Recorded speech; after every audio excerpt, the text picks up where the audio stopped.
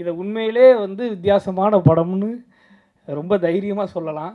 ஏன்னா அவர் கதை சொல்லும்போது, டிஆர் பாலா நண்பர் இயக்குனர் கதை சொல்லும்போது, நான் வந்து இப்படியெல்லாம் நடக்குமா, இப்படியெல்லாம் இருக்கா, இதுக்கெல்லாம் வாய்ப்பு இருக்கா அப்படின்னு கேட்டேன்.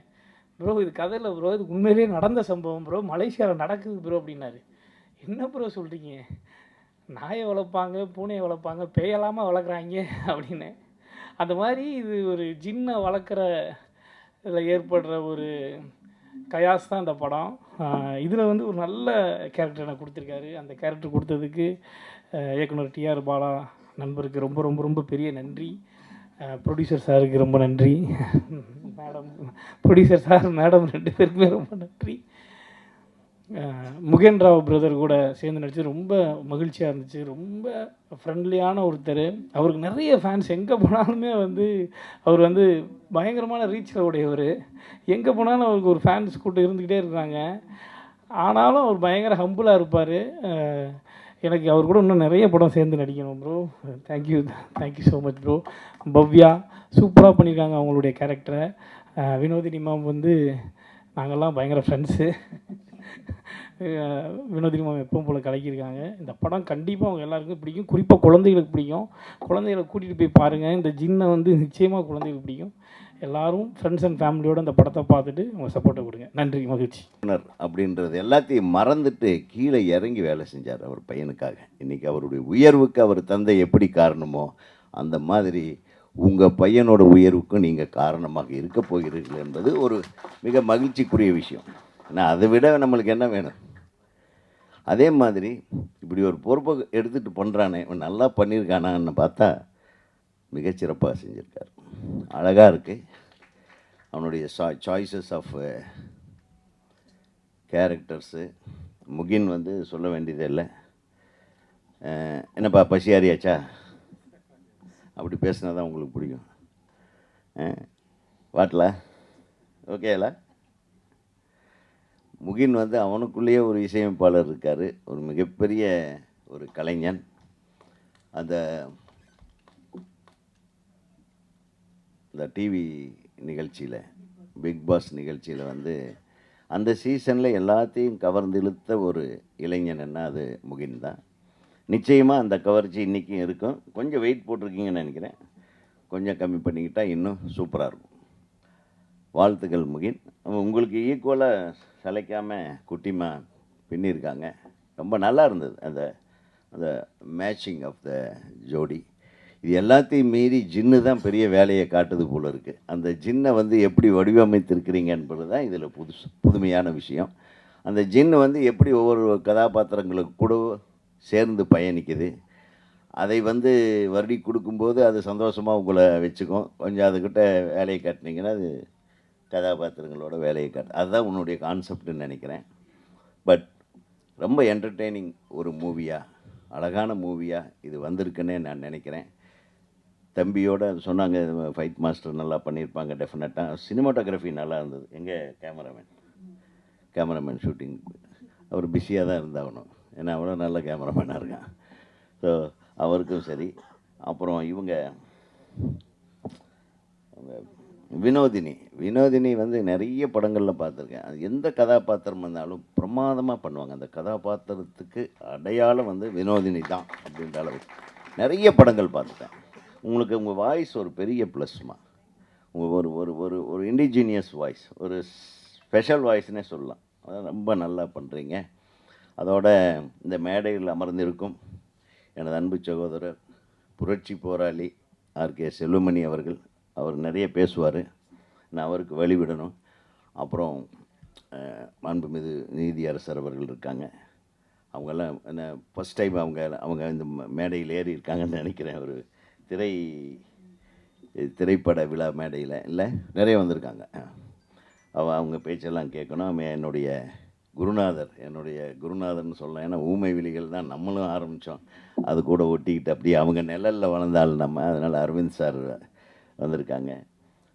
என்னுடைய அருமை தம்பி பேரரசு அவர்கள், அவர் வந்து திருப்பாச்சி சிவகாசின்னு அவர் வெடிக்க போகிறாரு அடுத்தது. அப்புறம் எங்களுக்கெல்லாம் அண்ணன் உறுதுணையாக இருந்து எங்கள் ஆரம்ப காலங்களில் எங்கள் திரைப்படங்களை எல்லாம் வெளியிடுவதற்கு ஒரு முன்னோடியாக இருந்து அவரே ஒரு வெளியீட்டாளராக இருந்து திரைப்படக் கல்லூரி மாணவர்களுக்கெல்லாம் இப்போ ஒரு கலங்கரை விளக்கம். எங்கே இருந்தாலும் யார் கஷ்டத்தில் இருந்தாலும் நேரடியாக அண்ணனை போய் பார்த்தா அண்ணன் உட்காந்து அமைதியாக இப்படி இப்படி பண்ணுங்கடா, இப்படி இது பண்ணுங்க அப்படின்னு தோளோடு தோள் கொடுக்கக்கூடிய கேஆர் அண்ணன் அவர்கள் இருக்கிறார்கள். அதே மாதிரி ஐபிஎஸ் ஐயா அவர்கள், அவங்கெல்லாம் வந்தது ரொம்ப சந்தோஷம். ஒரு பெரிய நீதித்துறை, காவல்துறை, திரைத்துறை மட்டும் இல்லாமல் அனைத்து துறையினரையும் நீ அழைத்திருப்பது மனதுக்கு மிக இதமாகவும் சந்தோஷமாகவும் இருக்குது. நம்மளை பற்றி யார், அதுவும் ஆன்மீக குருக்கள் தம்பி வந்திருக்காங்க. அப்புறம் இணை தயாரிப்பாளர்கள் சொன்னீங்க, அவங்க தான் முக்கியமான ஆளுங்க. நம்ம தயாரிப்புன்னு ஆரம்பித்து கஷ்டம் வரும்போது கூட வர்றாங்க பாருங்கள். ஸோ அவங்களுக்கு எல்லாமே ஸ்பெஷல். அவங்க 2 பேர்த்துக்கும் ஸ்பெஷலாக ஒரு கைத்தறி போடுது. நிச்சயமாக உங்களுக்காக இந்த படம் ஜெயிக்கணும், கண்டிப்பாக ஜெயிக்கும். இந்த ஜின்னு படம் முதல்ல கதைக்கு வந்து நம்ம செலக்ட் பண்ண வேண்டியது ஆஸ் எ ப்ரொடியூசராகவும் டைரக்டராக சொல்ல வேண்டியது என்னென்னா, ஃபஸ்ட்டு வந்து தலைப்பு. அந்த தலைப்பு வந்து எப்படி இருக்கணும்னு சொன்னால் எல்லாருக்குமே ரீச் ஆகிற மாதிரி சொன்ன உடனே ஞாபகம் வரணும், அது எல்லாருக்கும் ரீச் ஆகணும். அடுத்தது இப்போ லேட்டஸ்ட் என்னென்னா, ஓடிடியில் வரும்போது இங்கிலீஷில் போட்டாலே, ஏன்னா அதுதான் மெயின் பார்க்குறாங்க. இப்போ தமிழில் போடுறத விட ஓடிடிக்கு வந்து இங்கிலீஷில் இருந்தால் என்ன, இதெல்லாம் சிந்திச்சு முதல் படத்துலேயே டிஆர் பாலா வந்து இந்த அளவுக்கு யோசனை பண்ணி புத்திசாலித்தனமாக எல்லாத்தையும் பண்ணியிருக்காருன்னு சொன்னால் பாராட்ட வேண்டிய ஒரு விஷயம். அதுக்காக டிஆர் பாலாவுக்கு தனி என்னுடைய இது. ஏன்னா கான்செப்ட் வந்து ஜின்னு பற்றி நம்ம கேள்விப்பட்டிருக்கோம், என்னன்றது எல்லாருமே சொல்லிட்டாங்க, அழகாக சொல்லிட்டாங்க. நான் இந்த ட்ரெய்லரை வந்து ஒரு 4 நாள் முன்னாடி ஒரு படம் பார்க்க தேட்டருக்கு போயிருந்தேன். அங்கே இந்த ட்ரெய்லர் போட்டாங்க. போட்ட உடனே அந்த கலர் கரெக்ஷனு, அந்த கிரேடிங்கு, அந்த விஷுவல்ஸ் பார்க்கும்போது ஒரு டிஃப்ரெண்ட்டாக ஒரு ஹாலிவுட் ஃபிலிம் மாதிரி ஸ்டார்ட் ஆயிடுச்சு. அப்புறம் ஃபஸ்ட்டு இன்ட்ரோ ஹீரோ வராரு. அரே யார் நல்லா இருக்கானே பையன்னு சொல்லிவிட்டு அப்போயே நான் நினச்சேன் செலெக்ஷன் அங்கே. அதுக்கப்புறம் ஹீரோயின் பார்ப்போம் நம்ம நக்குல் பிரீத் சிங் இருக்காங்கல்ல, அவங்கன்னு நினச்சேன். அப்புறம் பார்க்கும்போது தான் சரி உங்கள் பேர் தெரியல, இருந்தாலும் அவங்களும் பாராட்ட வேண்டி ஒரு முகத்தை செலக்ட் பண்ணியிருக்காங்க. காம்பினேஷனு அந்த ஹீரோயின் வந்து டெஃபினட்டாக நல்ல ஃப்யூச்சர் அவங்களுக்கு இருக்குது. நமக்கு வந்து ஆர்டிஸ்ட்டு பற்றாக்குறைக்கு இன்றைக்கி அவங்க 2 பேருமே நமக்கு கிடைச்சிருக்காங்கன்னு இண்டஸ்ட்ரிக்கு நினைக்கணும்.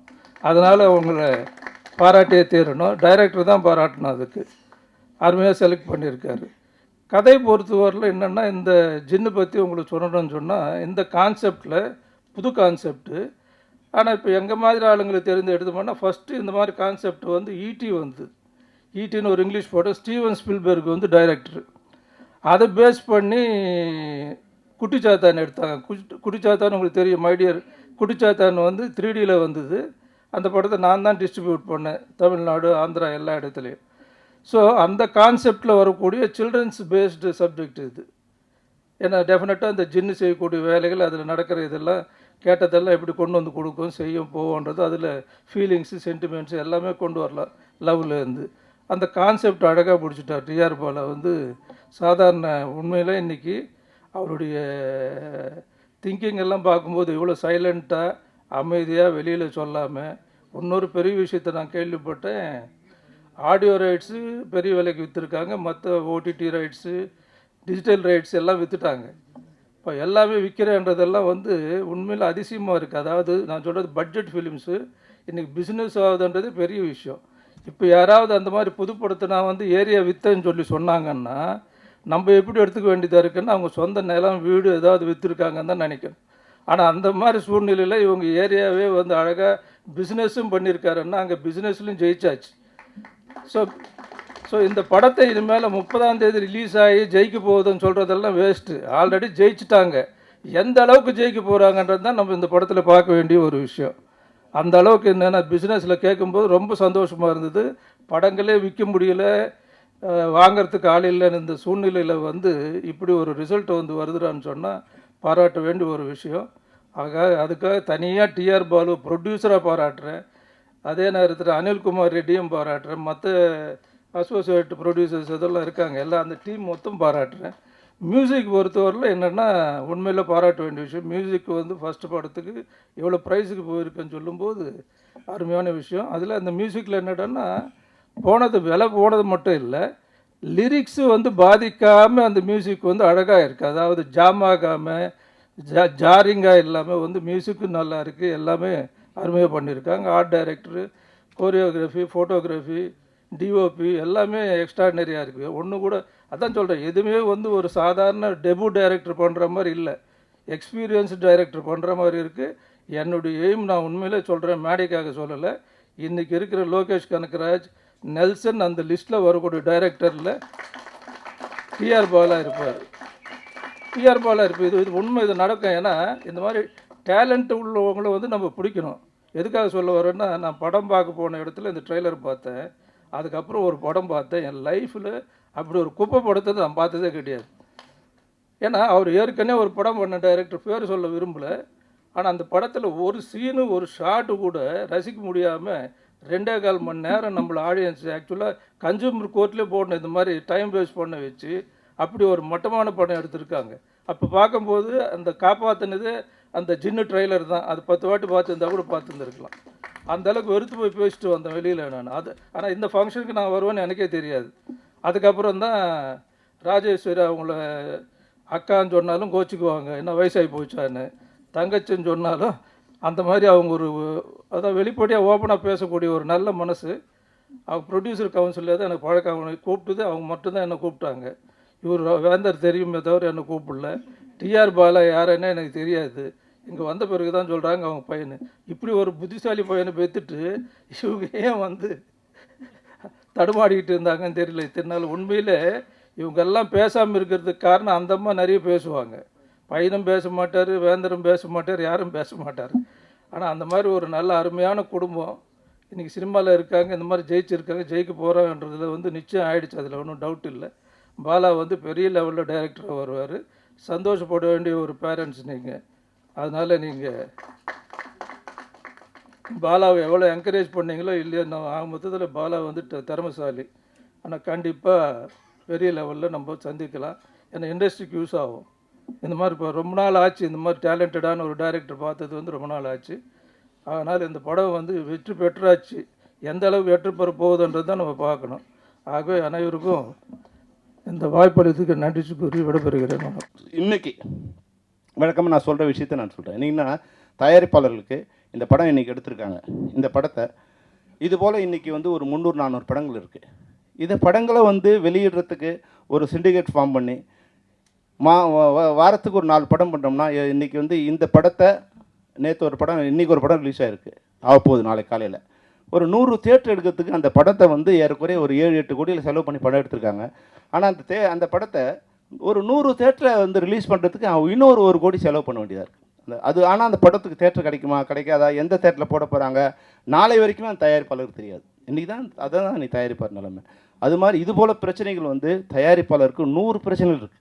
இன்றைக்கி வந்து வருமானம் வரக்கூடிய ஒரு தேட்டர் இருந்தால் அவர் தெரியும். ஒரு தேட்ரு வாங்கும்போது எக்ஸிபிட்டார் வந்து அதனோட ப்ரொஜெக்டரும் வாங்கி வச்சுக்கணுங்கிறது தான் ரூல். ஆனால் இன்றைக்கி அந்த ப்ரொஜெக்டர் காசையும் வந்து தயாரிப்பாளர் தான் கொடுக்குறாங்க.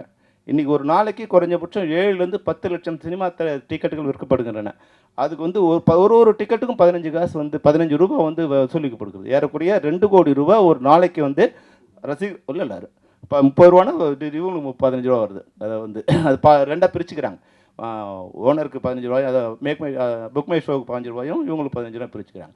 அப்போ ஏறக்குறைய வந்து 2 கோடி ரூபா ஒரு நாளைக்கு வந்து அதில் கலெக்ஷன் வருது. அப்போ பார்த்தீங்கன்னா ஒரு மாதத்துக்கு 60 கோடி ரூபா வருது. அதையெல்லாம் யாரோட இதுக்கு வருதுன்னா தயாரிப்பாளர்களோட பணத்தில் தான் வருது. அதுபோல் வந்து விளம்பரம் வரதா இருந்தாலும் என்ன மாதிரி தயாரிப்பாளருக்கு 100 வகையில் வருமானம் வருது. ஆனால் அந்த வருமானம் தயாரிப்பாளருக்கு வருதான்னா தயாரிப்பாளருக்கு வந்து சேர்றதே இல்லை. நஷ்டம் மட்டும் தயாரிப்பாளருக்கு வந்து சேர்ந்து. படம் ஓடலையா, மறுநாள் காலையில் எல்லோரும் தயாரிப்பாளர் ஆஃபீஸில் இருப்பாங்க. படம் ஓடிச்சுன்னா இன்றைக்கி காலையில் என் நண்பர் சுந்தர் எனக்கு வந்து ஒரு வாட்ஸ்அப் அனுப்பிச்சிருந்தார். சொல்ல முடியும், ப்ரொடியூசர்ஸ் நிறைய வேலை இருக்குது, அதை விட்டுட்டு உங்க கூட எதுக்கு சண்டை போட்டிருக்கான்னு தெரியல. என் படம் மதகதை ரிலீஸ் ஆகி 5 மாதம் ஆகிடுச்சு, இன்னும் அதோட ஷேர் என்னால் வாங்க முடியல. ஒரு தயாரிப்பாளரோட நிலைமை இதுதான். அப்போ தயாரிப்பாளர் சங்கம் பண்ண வேண்டிய முதல் வேலை தயாரிப்பாளருக்கு. இப்போ நான் வந்து 50 பிரசிடெண்ட்டாக இருக்கேன். என்னுடைய உறுப்பினர்களுக்கு என்ன பண்ணணுமோ அதை முதல்ல பண்ணிவிட்டு அடுத்த வேலையை பண்ணுறேன். அதுபோல் தயாரிப்பாளர் சங்கம் இருக்குது. அவங்க தங்களுடைய உறுப்பினர்களுக்கு என்னெல்லாம் முதல்ல பண்ண முடியுமோ அவங்க தயாரிக்கிறதுக்கு, வெளியிடுறதுக்கு, மார்க்கெட் பண்ணுறதுக்கு, அந்த படத்தை வந்து திருப்பி தயாரிப்பாளர் வந்து சேர்கிறதுக்கு பல வகையில் வருகின்ற வருமானம் தயாரிப்பாளருக்கும் வந்து சேர்க்கின்ற மாதிரி. இன்றைக்கி வந்து ஒரே ஒரு பாட்டுக்கு நான் நான் டைரக்ட் பண்ண பாட்டு நான் ஓன் ப்ரொடக்ஷன், அந்த பாட்டை நான் இன்றைக்கி ஸ்டேஜில் பாடினோம்னா நான் ஒரு நாளும் 2 லட்சம் பணம் கொடுக்க வேண்டியிருக்கு. இது மாதிரி பல லட்சங்கள் யாரோ சாப்பிட்ருக்காங்க. ஆனால் அதில் ஒரே ஒரு காசு கூட என்னை வந்து சேர்றதில்லை. இதையெல்லாம் சரி பண்ணால் நிச்சயமாக தயாரிப்பாளருக்கு லாபம் வரும். அப்போ வந்து சண்டை இல்லாமல், யார் கூட சண்டை போடுறோம், என்ன சண்டைனே இல்லாமல் ஏதோ ஒரு நடந்துகிட்டே இருக்குது. அப்படி இல்லாமல் தயாரிப்பாளர் உண்மையாக பிரச்சனை கேஆர் சார் சொல்லட்டும், என்ன தப்பு இருக்கணும்னா சொல்லட்டும், அந்த தப்பை நாங்கள் சரி பண்ணிக்கிறோம். ஏன்னா இண்டஸ்ட்ரி நல்லா இருக்கணும். அவரும் இண்டஸ்ட்ரியில் ஏற்கனவே 40-50 வருஷமாக இருக்கார். நான் வந்து 40 வருஷம் ஆகிடுச்சு இண்டஸ்ட்ரிக்கு. நாங்கள்லாம் எல்லாரோட அதிகமான தொழிலாளர்கள் தான் இந்த இண்டஸ்ட்ரியில் 30-40 வருஷம் இருந்துகிட்டே இருக்காங்க. தயாரிப்பாளர் வந்து 5 வருஷம் 10 வருஷம் இருக்காங்க. இது மாதிரி 30 வருஷம் இருக்க தயாரிப்பாளர்கள் சினிமாவில் ஒரு 10 விரல் வீட்டில் இல்லைனா ஒருத்தர் 2 பேர் 4 பேர் 5 பேர். அப்போது தயாரிப்பாளர்களோட இந்த சினிமா வந்து தொழிலாளருக்கு மிக முக்கியமான மிக சொந்தமான இதுவாக இருக்கும். அப்போது அவங்க நல்லா இருக்கணும், இண்டஸ்ட்ரி நல்லா இருக்கணும். நான் எங்களுடைய மேடையில், எங்களுடைய ஜென்ரல் பாடியில், பெப்சியோட ஜென்ரல் பாடியில் ப்ரொடியூசர் நல்லா இருந்தால் தான் தொழிலாளி நல்லா இருக்க முடியும்னு சொல்லக்கூடிய தைரியத்தை நான் வச்சுருக்கேன். முன்னாடிலாம் வந்து ப்ரொடியூசர் கவுன்சிலில் பெப்சியை திட்டினா கை தட்டுவாங்க, பெப்சியில் ப்ரொடியூசரை திட்டினா கை தட்டுவாங்க. இன்றைக்கி நான் அந்த நிர்வாகத்துக்கு வந்த பிறகு தயாரிப்பாளரை பற்றி ஒரு குறையும் சொல்ல முடியாது. யாரோ இன்றைக்கி ஒரு 10% 20% பணம் ஏதாவது பிரச்சனை இருக்கலாம். 80% தயாரிப்பாளர்கள் எங்களுக்கு கொடுக்க வேண்டிய பணத்தை மிக ஒழுங்காக கொடுத்துட்ருக்காங்க. அப்போ அவங்க நல்லா இருக்கணுங்கிறது தான் எங்களோட நோக்கம். அது புரிதலின்மையாக சில விஷயங்கள் நடக்குது. அதை வந்து கேஆர் சார், நீங்கள் உங்களுடைய பழைய ஃபார்முலா அப்படி அதை சரி பண்ண முடிஞ்சிங்கன்னா அது எங்களுக்கு ரொம்ப சந்தோஷமாக இருக்கும். அந்த வகையில் ஒரு ஃபார்முலா வச்சுருக்காரு அவர்கிட்ட. அந்த ஃபார்முலா படி, அது என்ன ஃபார்முலா அவருக்கு தெரியும். அது ஃபார்முலா படி ஒருவேளை நாங்கள் தப்புன்னா நீங்கள் என்ன எப்போ வேணாலும் கூப்பிடலாம். கேஆர் சார் அவருக்கு எல்லா ரைட்ஸ் இருக்குது. சினிமா துறையில் சீனியரு, ஃபிலிம் இண்டஸ்ட்ரியில் என்னோட சீனியரு, அது மட்டும் எல்லா துறையிலும் அவருக்கு ஒரு நாலேஜ் இருக்குது. கூப்பிட்டு நீங்கள் பெப்சியோட தவறு இது இல்லை செல்லுமணி உன்னோட தவறு இதுன்னு சொன்னால் அதை திருத்திக்க நாங்கள் தயாராக இருக்கோம். ஏன்னா சினிமா நல்லா இருக்கணும். வந்து சினிமாவில் தான் இன்றைக்கி அண்ணா ஆர்வி உதயகுமார் சொன்ன மாதிரி எங்கேயோ ஒரு ஊரில் இருந்த நான் வந்து இன்றைக்கி தமிழகம் முழுக்க அறியப்பட்டவனாக இருக்கிறது காரணம் வந்து அந்த தமிழ் சினிமா தான். அந்த தமிழ் சினிமா நல்லா இருக்கணும்னு நினைக்கிறதுல நானும் ஒருத்தர். அதனால தமிழ் சினிமா நல்லா இருக்குது. என்ன விதமான இதுக்கும் காம்ப்ரமைஸுக்கும் வர நாங்கள் தயாராக இருக்கணுங்கிறத வந்து இந்த மேடையில் அவர் சொல்லிவிட்டு, இந்த படம் உண்மையாகவே நான் சொன்ன சும்மா இதுக்காக சொல்ல, இந்த படம் பார்க்கும்போது எனக்கு தெரியுது ஒரு வெற்றி படத்தோட ஒரு விழாவுக்கு நம்ம வந்திருக்கோம்னு தெரியுது. ஒரு மிகச்சிறந்த இயக்குனரை நாளைக்கு சொல்லலாம், பாலா உன்னோட ஃபஸ்ட் படத்துக்கு நாங்கள் வந்து வாழ்த்தணும் அப்படி சொல்லுவோம். ஏன்னா அவர் மிகப்பெரிய ஒரு இயக்குனர் வருவார், நிச்சயமாக வருவார். அவரும் நாளைக்கு வந்து ப்ரொடியூசருக்கு எந்த தொந்தரவும் இல்லாமல் இருக்கணும். ஆர்டிஸ்ட் மட்டும் இல்லை, ஹீரோவும் இன்றைக்கி வந்து இப்போ ஆர்டிஸ்ட் மாதிரி பிஹேவ் பண்ண ஆரம்பிச்சிட்டாங்க. அவங்க வந்து பெரிய லெவலான பிறகு ப்ரொடியூசர்ஸ் அவங்கள மீட் பண்ண முடிய மாட்டேங்குது. அது மாதிரி இன்னொன்று என்னென்னா, மிக வருத்தமான விஷயம் எல்லாருக்குமே நான் சொல்கிறேன். நாங்கள் முன்னாடி வந்து ரெக்கார்டிங் போகும்போது அது என்ன மியூசிக்கு நாங்கள் காதால் கேட்போம். அப்புறம் வந்து டியூன் போடும்போது அது என்ன டியூன் கேட்போம், எங்கள் காதில் கேட்கும். அது மாதிரி ரெக்கார்டிங் போகும்போது வந்து அதில் வந்து கீபோர்டில் இருக்காங்களா, இல்லை வந்து லைவ் மியூசிக்கா, இல்லை வந்து ரிதம்ஸா, எல்லாமே அங்கே கேட்டு அது சந்தோஷப்படுவோம். ஆனால் இன்றைக்கி போகும்போது ஒன்றும் இதுதான் கேட்டுன்னு இருக்கும். அவங்க மாதிரி ரசிச்சிட்டே இருப்பாங்க. எப்படி வந்து நம்ம வந்து ப்ளூடூத் வச்சு பேசிட்டு அம்பாடு பைத்திய மாதிரி சிரிச்சுட்டு போகிறான் ரோட்டில், அது மாதிரி நாங்களும் வந்து இதை கேட்டுக்கிட்டே ஓகே பாட்டு நல்லா வந்திருக்குன்னு சொல்லும். அப்புறம் இன்னொரு விஷயம்னா, அப்போது அந்த குழந்தைய கையில் எடுக்க முடியாது. ஒரு குழந்தை இருக்கு வச்சுங்க, ஒரு பெற்ற குழந்தைய கையில் கொடுக்கும்போது அந்த குழந்தை வந்து ஒரு சாலிடாக ஒரு ஃபிசிக்கலாக கையில் இருந்தால் எப்படி இருக்கும், அது தொட்டு பார்க்கும்போது ஒரு தாய்க்கு எவ்வளோ ஒன்று இருக்கும்.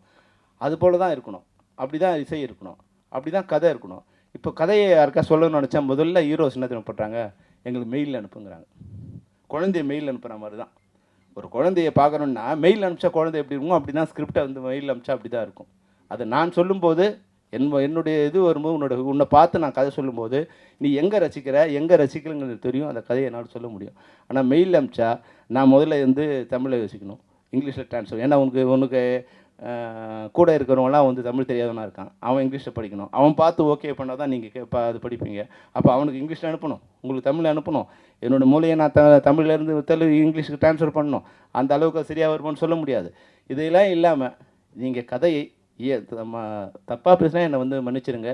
நாயகர்கள் நீங்கள் கதையை ஸ்கிரிப்டை வந்து மெயிலில் கேட்காதீங்க, மெயிலில் பார்க்காதீங்க. டைரக்டர்கிட்டையோ ரைட்டர்கிட்டையோ நேரடியாக உங்கள் கதையை கேளுங்க தான் இந்த ஜின் மூலமாக நான் உங்களுக்கு சொல்ல வர வேண்டுகோள். இந்த வேண்டுகோளை நீங்கள் தயவுசெய்து ஏற்றுக்கணும். அப்புறம் இந்த ஜின் படம் வந்து ஏன்னா இது வரைக்கும் வந்து பேய்னா ஒரு பயம்தான் நமக்கு எல்லோரும். அந்த பேயையே நாயாக்கி அதை ஒரு பெட்டாக்கி அதை வளர்க்குற ஒரு படமாக இங்கே ஆக்கியிருக்காங்க. அந்த பேய் இனிமேல் தமிழ் சினிமாவை பார்த்து பேய் தற்கொலை பண்ணிக்கணும்னு நினைக்கிறேன். அந்த பேய்ங்கிற பயம் போயிட்டு குழந்தைங்களுக்கு வந்து பேய் வந்து ஒரு விளையாடுற ஒரு பொம்மை மாதிரி ஆயிடுச்சு. அந்த பட்டணத்து பூதம் வந்து இது மாதிரி ஜி பொம்மை மாதிரியோ இல்லை வந்து ஒரு கார்ட்டூன் கேரக்டர் மாதிரி ஆயிடுச்சு இதை வந்து பார்க்கும்போது. ஆனாலும் அந்த டெரர் கிரியேட் ஆகுது. உண்மையாக மறுபடியும் சொல்ல விரும்புகிறேன், ஹீரோ ஹீரோயின் மிக ரொம்ப அழகாக இருக்காங்க, இனிமையாக இருக்காங்க. அதை விட வந்து அந்த சாங்ஸ் வந்து உண்மையாக வந்து 3 சாங் கேட்டோம், 3 வந்து பிரம்மாண்டமாக இருக்குது. அதோட ஒரு ப்ளஸ் என்னென்னா, நீங்கள் ரீரெக்கார்ட் பண்ணும்போது அந்த ட்ரைலர் நீங்கள் ரீரெக்கார்ட் பண்ணீங்க, அது உண்மையிலே அது வேறு லெவலில் இருந்தது. அது வந்து ஒரு பியூட்டிஃபுல்லாக வந்து ஒரு டெரர் அதை கிரியேட் பண்ணிங்க. இதில் ஒரு சாஃப்ட்னஸ் வந்து அதில் வந்து ஒரு டெரர் கிரியேட் பண்ணிங்க. எந்த இளைஞர்களுக்கு வந்து மியூசிக்கிட்ட வரவங்களுக்கு வந்து ரீரெக்கார்டிங் சென்ஸ் இருக்கோ அவங்க மிக சிறந்த இசையமைப்பாளர் நிச்சயமாக மாறுவாங்க. நீங்கள் நிச்சயமாக மிக சிறந்த இசையமைப்பாளர் வருவீங்க. உங்களுக்கும் அதே வேண்டியது தான். இதே போல் நீங்கள் பணிவோடும் அன்போடும் நட்போடும் தயாரிப்பாளர்கிட்ட இயக்குநர்கள் இருக்கணுங்கிறது தான் நான் உங்கள்கிட்ட வைக்கிற வேண்டுகோள். அந்த ஜீன் திரைப்படத்தில் இருக்க அனைத்து குழுவினருக்கும் தயாரிப்பாளருக்கும் குறிப்பாக என்னுடைய சகோதரி ராஜேஸ்வரிக்கும் என்னுடைய வாழ்த்துக்கள். நன்றி.